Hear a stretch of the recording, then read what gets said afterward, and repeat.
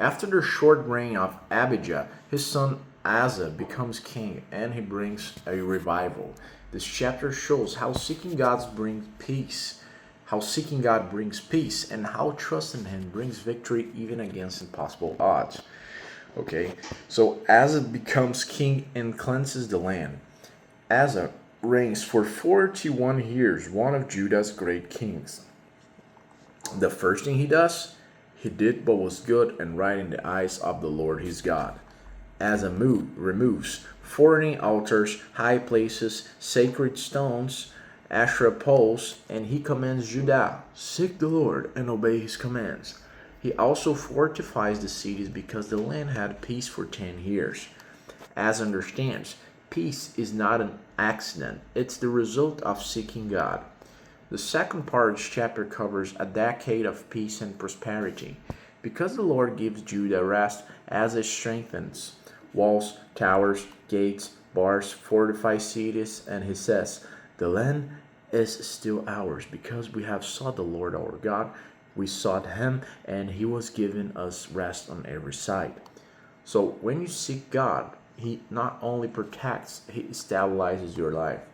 So the third part of the chapter covers Ethiopia attacks with a massive army. Okay, suddenly war returns, and Zerah the Cushite from Ethiopia and Sudan invades with 1 million soldiers, 300 chariots, and Asa has roughly 580,000 soldiers. He's outnumbered nearly 2 to 1 and facing chariots, ancient tanks, okay? They meet in the valley of Zephathah, near Mareshah.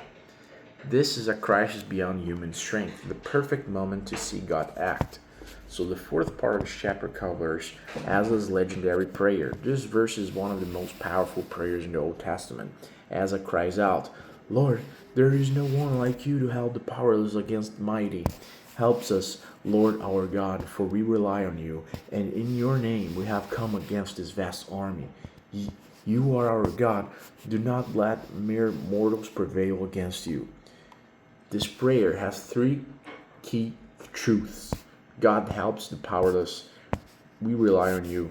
The battle is yours. Asa places entire battle in God's hands, and that changes everything. The fifth part of this chapter covers God strikes down the Cushites. God answers immediately.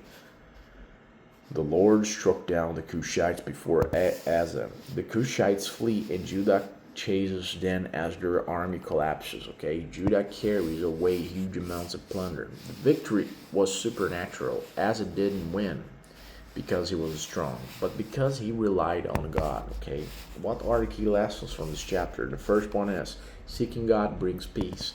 Asa cleansed the land and commanded Judah to seek the Lord. The result was 10 years of rest. Second lesson, you must build during seasons of peace.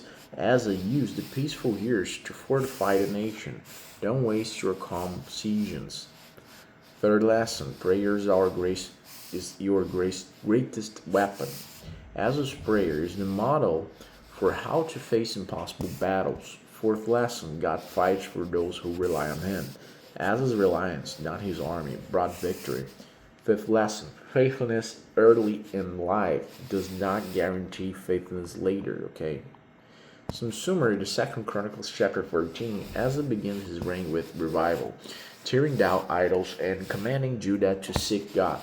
God rewards him with 10 years of peace. When a massive Ethiopian army invades, Asa prays one of Scripture's greatest prayers, and God gives Judah a miraculous victory. It's a chapter about seeking God, relying on Him, and experiencing supernatural deliverance.